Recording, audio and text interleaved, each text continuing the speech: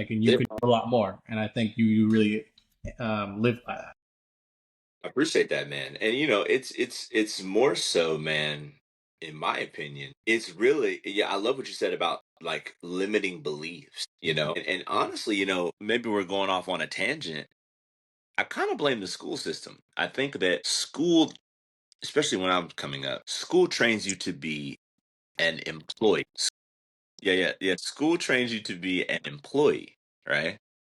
They don't really train you to be an entrepreneur. They don't really train you to have an investment of your own, right? Or Right. investments. So I think that it's really important that we change that narrative from an educational perspective. And it starts at home, right? But if you don't have it at home, you've got to seek that education. So, Absolutely, man. I think too, it's like, to your point, I think we're just in a time and I think now if you look at it, it's like skills is what's going to keep people afloat, right? mhm. Cool thing about skills is like you could take those same skills you took in tech because you're working for a company. Like company has a profit and loss statement, right? They are focused on making more money than they're losing, right? And you can apply that into any business and scale it. So I think that's how you got to look at it. Like, and I think I love that you've done that. And I think too, with that, I guess I was curious, man. I think, you talked about the school system, and I'm just as a father, we talk again. There's so many narratives that come out where it's like, hey, look, I gotta grind. I'm not there all the time. Like, I'm trying to get to the top. I gotta be successful, and a part of that means I have to sacrifice time with my family, my friends, in order to do that. And I Mhm. think, man, one of the other things I've loved about you is you always talk about your kids. You always talk about the moments you're there. And so with that, I guess I hate the word balance. I think shout out to one of my mentors. He always talks about integration. How do you think you've been able to, given the other things you have going on in your life, like your career, your business, and your family, like find a way to have it all just come together?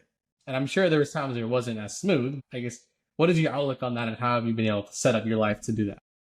Man, purpose is key because it's one of those things where it's like you can have the great career, you can have the education, you can have these things, but what are you doing it for? And my kids are who I do it for. Do I do it for me? Yes, of course, right? Because I get some gratification out of what I do. I get gratification out of doing a good job, right? And being the best that I can be.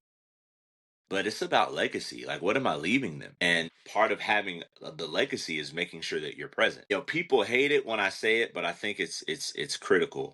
People need to treat their relationships with their family members or their significant others to the same or a greater level than they treat their jobs. And I'll tell you what I mean by that. When you go into work, when there's something that needs to be done, what gets put on the calendar? And a meeting, right, or like a deadline, A meeting.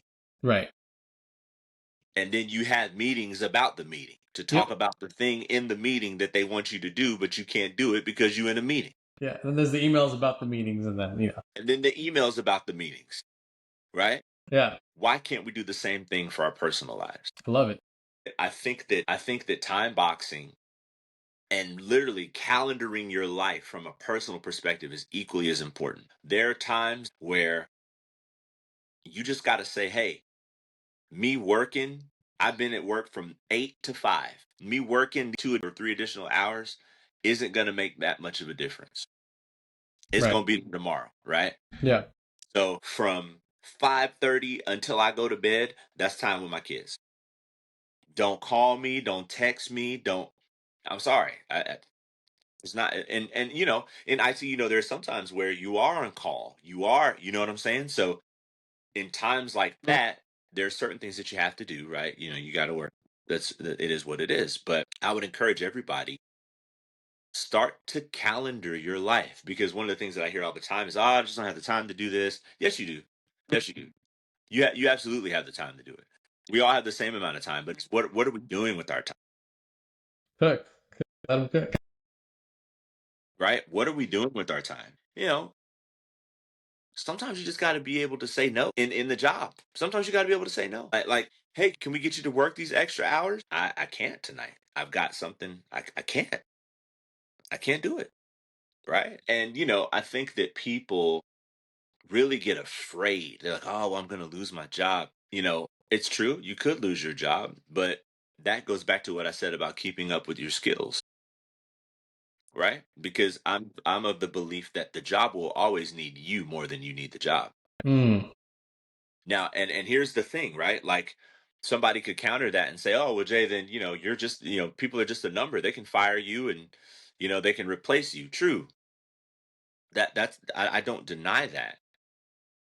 But when they fire you, the one thing they can't take away from you is if you've been using your time effectively, they can't take away the skills that you've gained from that job. right. So, it's on to the next opportunity. So that's how I look at that, bro. That's how I view that. I calendar in my personal life, so it's critical. I love it, man. I loved every part of that. To your point, I mean, dude, if we'll show up for a colleague, why can't we show up for our family? You know, Absolutely. and I think that's so profound. Yeah. And I know you and me, we could talk for hours, man. I want to be mindful of your time. So my last question for you, bro, is I think, wow, we're already a quarter done with 2025, man. So what's as we look on the next couple of quarters, what are you most excited about, and what do you want to share with the audience as like a last, as another gem, if you had to say? And man, I'm excited about purpose. I'm excited about purpose, really exploring why you're here, why I'm here, right? I'm excited about investing into the youth. Man, everything that I've been through, and we didn't get a chance to talk about a lot of it. Maybe you have me back on. I can, I'll be a For little sure. more We next time. definitely need you back on. Always But love. one of the things, appreciate that, brother. One of the things that I always say, man, is everything that happens to you isn't for you. It's for somebody else.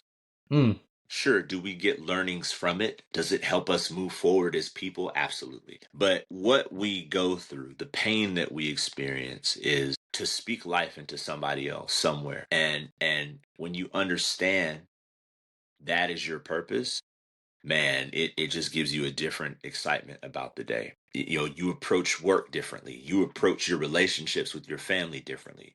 You approach how you see yourself differently, right?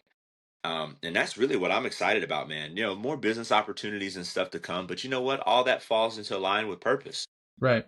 right? That if it, the thing I would say for the audience to know about me is Jay is a person that's excited about purpose, and they should be too.